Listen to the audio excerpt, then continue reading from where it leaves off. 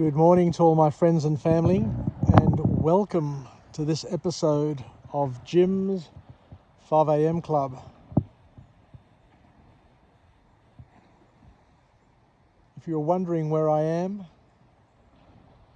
I'm at the Turon River here, just close to Sofala. Just drove through Sofala, which is a couple of kilometres up the road here. And I've come down to the river, this beautiful, fast-flowing Turon River, and I'm experiencing a beautiful day. As you can see, the sun is out. We've got a bit of cloud cover, and because of the rains over the past few months, a couple of years actually, the Turon River is flowing freely. And it probably is at its best. So what better than to come down here and to do a book summary on the banks of the Turon River, and to have the soothing rolling water, the sounds of the stream just rushing past, and supplement that and complement that with a new learning for today, a book summary that we'll cover, and see if we can see a four-wheel drive cross over the river here as well, just to add to the experience. I remember driving through here about 45 years ago. I was about 16 years of age. And this road here, this track, takes you through about 35 or 40 kilometres of private pasture land.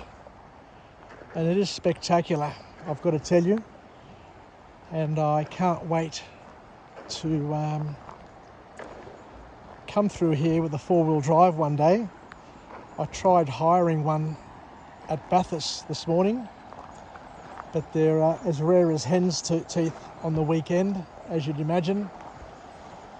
So I'll have to maybe organise one in Sydney, drive up here, and cross that causeway, which will take me, as I said, through 35 kilometres, 40 kilometres of private pasture land, of some of the most beautiful countryside in Australia. And it will take me through to Lithgow, just above Lithgow, at a place called Capertee. But look how beautiful this river is. You've got the birds, you've got the rushing of the water, you've got the finches. Can you hear the finches just chirping? So lovely. Anyway, what I'll do is I'll just go for a walk along the banks, and we'll do a walk and talk if you don't mind. And that way you too can vicariously experience what I am physically experiencing with all of my senses at the moment. So beautiful. It reminds me of the Chorio in Greece, El Nikol. I'd be tempted, if I had company here, just to go for a bit of a dip in the river.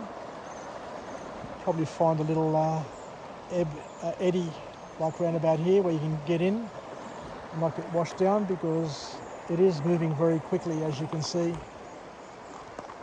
It's so peaceful and so lovely. Anyway, the book summary that I want to cover today, there's a couple of ducks down here. We'll see what Mr. and Mrs. Duck are doing on that rock. The book summary that I'm going to cover today is entitled Why We Sleep, by an author known as Matthew Walker. And he kicks off the book by making the suggestion that sleep is a state where we experience loss of external awareness, sensory blackout, and time distortion. It's quite interesting when one puts it in those terms, because sleep is an amazing part of our lives. And when he says that we have a sensory blackout, it's quite interesting because I'm a light sleeper, but my wife and my youngest daughter are fairly heavy sleepers. And when they're blocking out their senses, they're blocking them out, so much so that they can sleep through alarms, probably sleep through an earthquake or an explosion. But it just goes to show here that it's the way we're wired, that when we sleep, time is distorted, all our senses are blocked out, and that happens in the thalamus, a part of the brain which is able to restrict the sensory input that comes into our body, and we have a complete loss of external awareness, which in itself is useful and something that we need in order to survive. But it's interesting just to put it in those sorts of terms, just to understand it a little bit better. Anyway, let's walk through the trees here and we'll get into the book summary. So I'm sure that there are times when the water is all the way up here. But it's lovely, it's peaceful. So when we sleep, we essentially block out external noise. Look at those ducks moving down the stream there. They're moving down at a fast clip now. They're almost at a distance. How funny. So why we sleep? So we block out external noise, and dreaming. We enter a stage of dreaming, and dreaming, as the author says here, is a point where we have REM sleep, where we have rapid eye movement in our sleeps. And look over there, the water's just circling around, so it's flowing down. There's a bit of a backflow and circling there. It'd be nice to come down here with a canoe or a raft. It'd be quite exciting. So what happens is that when we start dreaming and when we're in deep sleep, the author here tells us from a scientific perspective that our prefrontal cortex gets deactivated, where it deactivates our rational thoughts. So we go into a type of, you can describe it as a dream time. But this whole aspect of our sleep, where we dream, and we're always dreaming, sometimes we remember the dreams, other times we don't remember them, but the author here says that dreams offer overnight therapy, which is powerful.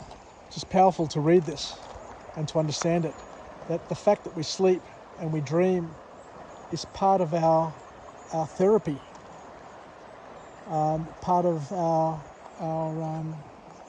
well-being. And the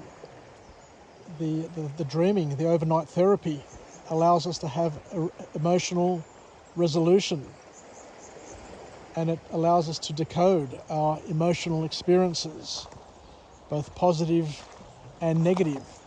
Hence why sometimes we may have nightmares, and other times we have technicolor dreams, other ones we have vivid dreams where we remember every detail, and other ones that cause us to wake in shock and horror and sometimes crying. But what the author here is saying is that it's a little bit like a tuning fork. Our dreaming, our REM sleep, when we're deep asleep, it enables us to decode our emotional experiences a little bit like a tuning fork to recalibrate and retune us. And it's a recalibration of our brains back to our preferred emotional compass. I'll keep on walking along here. It's glorious. It's lovely. Hopefully I'll kick over a nugget of gold and be able to go back to work on Monday, a happier man, or maybe not. So there's a word here called ithera anastasia. So it allows us to, when we're asleep, to process what has happened in our life and to integrate our new memories with our old memories. So sleeping is a little bit like updating, like backing up our computer, like cleaning out our disk space. What it does is goes through a process here called ithera-asthenia. Ithera-asthenia. Yeah, interesting, learning a new word there, which integrates our new memories with our old memories, which I guess suggests that it is critical and important that we sleep well, and that we allow ourselves to go into that deep sleep mode where we can integrate memories and to have the powerful REM sleep, because it's part of our well-being, it's part of our health generation. So the author goes on to say that we have things that regulate our sleep, and we have a biological clock which integrates and works our circadian rhythms, and it's this circadian rhythm that regulates our sleep. So and each person's circadian rhythm is a little bit different. So what this book allows us to tap into is to understand a little bit better what a circadian rhythm is and how important it is to have it calibrated and managed in order to help you with your health. So what the author here is saying is that your circadian rhythm is influenced by what you eat, by the light, by the activity that surrounds you and that you partake in. And as we said, it impacts your circadian rhythm. And what impacts your circadian rhythm, of course, is going to impact the quality of your sleep. And what we probably need more than anything else is to have quality in our sleep. I know that as I get older, the quality of my sleep isn't as good as what it used to be, and I need far less sleep than what I used to. But once again, the author here reminds us that there are things that we can do to improve our circadian rhythm, and that is based on the foods that we eat, the types of light that we are surrounded by, and the activities that we indulge in. Here we go, we're coming down a little bit further down the river. I do know that there are a few people camping up the top here, so I'll try not to disturb them. But you can imagine here in summer you can come down to the river, go for a bit of a swim, especially when it's a little bit slower in terms of its flow pattern. So the circadian rhythm, of course, is interrupted sometimes by certain things, and we sometimes experience jet lag. We've also had jet lag, haven't we? What the author's saying here is that the melatonin that is released into our system is very important in terms of how it impacts our sleeplessness and our wakefulness, or sleepfulness and our wakefulness. And that all of us have a time of peak awareness and peak wakefulness. And usually it's 40% in the morning, or 40% of people peak in the morning, 30% in the evening, and 30% throughout the day. So it's balanced across the community. So that, I guess, explains that not all people are morning people, as we understand. I'm a morning person, but not all the people that I interface with and connect with are morning people. But what the author here is saying is that different people have different circadian rhythms, and their wakefulness is impacted by that, and depending on their circadian rhythm will determine when they're at their best. So understanding that will help us understand ourselves better, but it will also allow us to understand others around us better as well. The author goes on to say that during sleep, this is really important, really interesting. During sleep, all the cells in our bodies release a chemical called adenosine.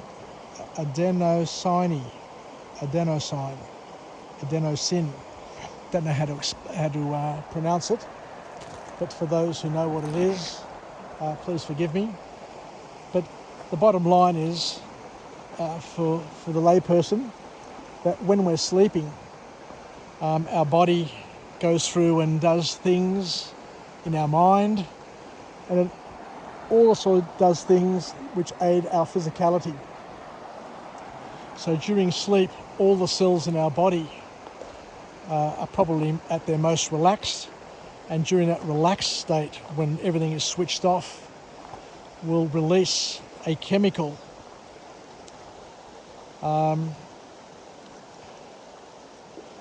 and this adenosine is a byproduct of cell respiration, and when you release that, that's what makes us feel drowsy.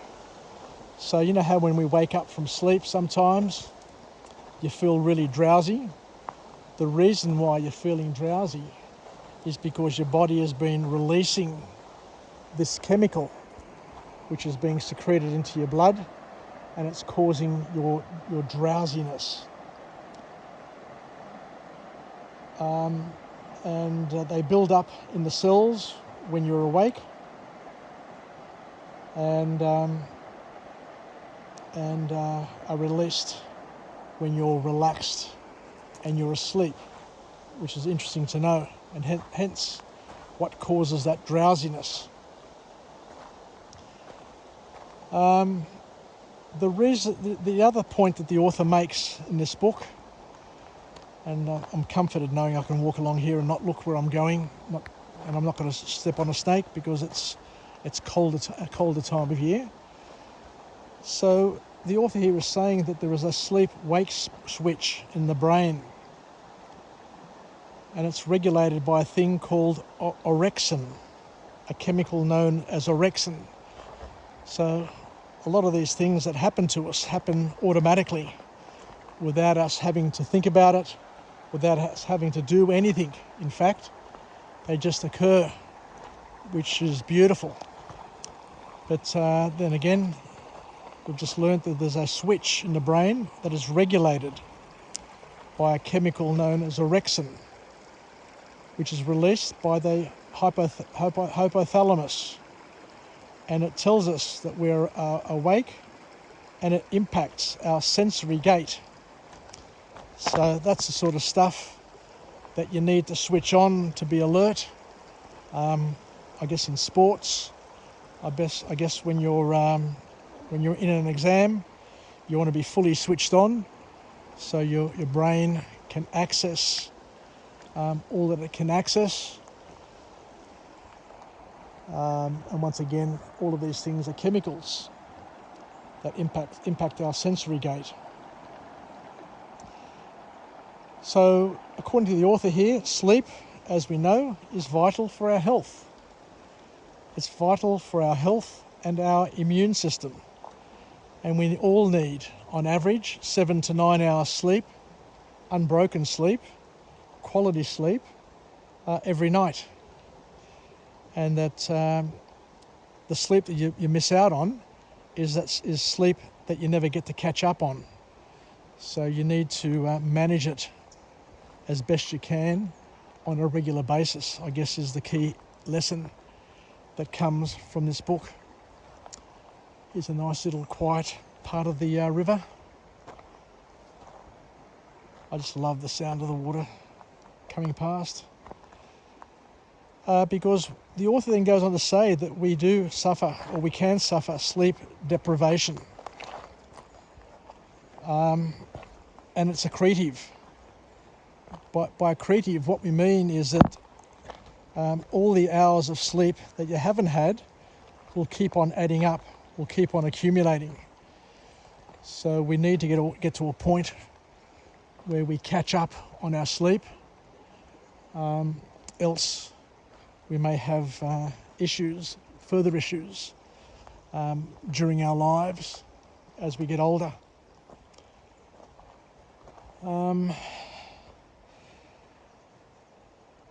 The other interesting point, I haven't had coffee for 32 years now, for as old as what Artemis is. But it says here that caffeine blocks adenosine and it masks fatigue. So I guess the point that they're trying to make here is that you can take fake supplements that will change the way you feel, but at the end of the day, you need to sleep, you need to recover, and you need to do all the things that you need to do in order to have a better health outcome, and to be aware that caffeine masks fatigue. So caffeine makes you feel energetic and sparked up and energized, but all it is a mask. It's a fake mask that covers up the fact that you need to sleep and you need to rest up and you need to do what you need to do to manage your health as best you can. The other thing that the author talks about is, in order to get better sleep, is that you need to make sure that your cooling mechanism is managed in your body. Sometimes the reason why we can't sleep all that well is because we're overheating. We're just too hot. I know that I don't like having many blankets on. I don't wear pajamas, I don't wear singlets, because I tend to overheat when I'm sleeping. And for that reason, the author's saying here that it's important to consider the environment in which you sleep, because it will have an influence over the quality of your sleep. Hence, it's probably better to have a window open, to have a fan happening in your room, just to make sure that the temperature maintains a certain level so that you don't overheat. And I guess the other thing is that the impact here on your circadian rhythm is also impacted by the blue light, the light that comes from our computers and telephones.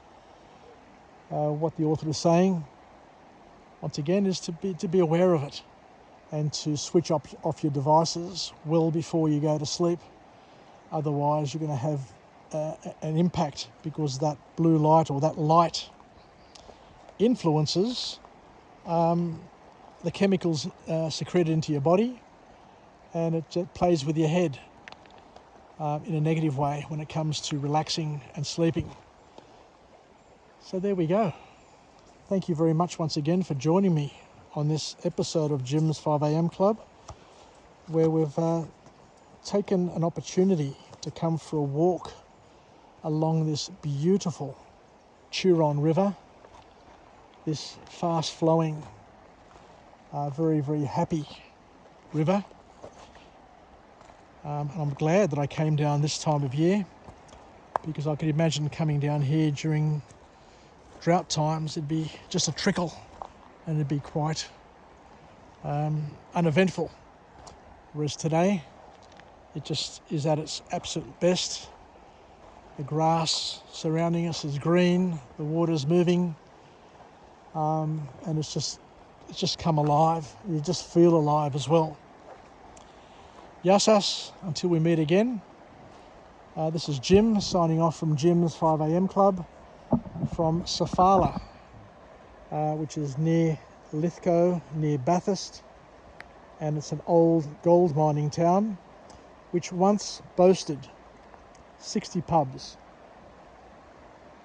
which had thousands of people in the mid-1850s who came down here to pan for gold, to mine for gold, and to try and change not only their lives but the lives of their children and people who are going to come before them.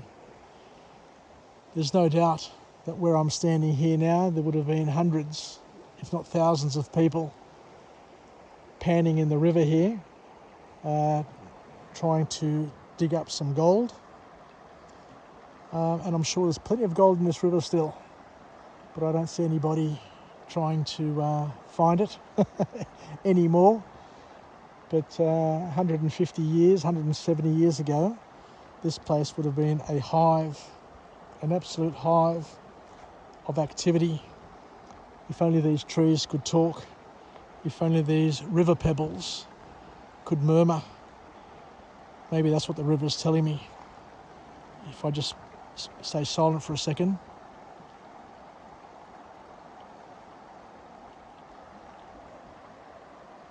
Maybe that's what the river's telling me. It's telling me the story of this particular place. The joy, the sorrow, the sacrifice, the disappointment, but the history, both positive and negative. Take care, everybody. Yassas, and we'll chat again. Bye for now.